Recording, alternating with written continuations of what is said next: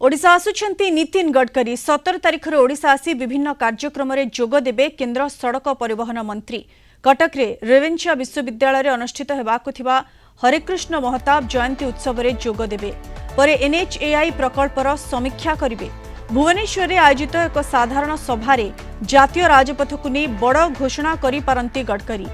एहासह 5000 कोटी टंकार 16टी प्रकल्पर लोकार्पण और शिलान्यास करिवे बोली सूचना दैछंती पूर्तमंत्री पृथ्वीराज हरिचंदन। डॉक्टर हरिकृष्ण महताब गोटे मेमोरियल लेक्चर भी लेक्चर अच्छी सकाळे कटक रे एवं आसीबा परे उपरबेला ओडिशा रे चलीथिबा समस्त जातीय राजपथर प्रकल्प रिव्यू से ताकू नेबे खरा बेले एवं तापरे गोटे पब्लिक प्लेटफॉर्म रे जोठी हमर अनेक गुडिये प्रोजेक्ट पाखापाखि आमर 4500-5000 कोटी टंकार प्रोजेक्ट राज्य सरकार एवं नेशनल हाईवे अथॉरिटी अनेक गुड़िए प्रोजेक्ट शिलान्यास एवं उद्घाटन प्रक्रिया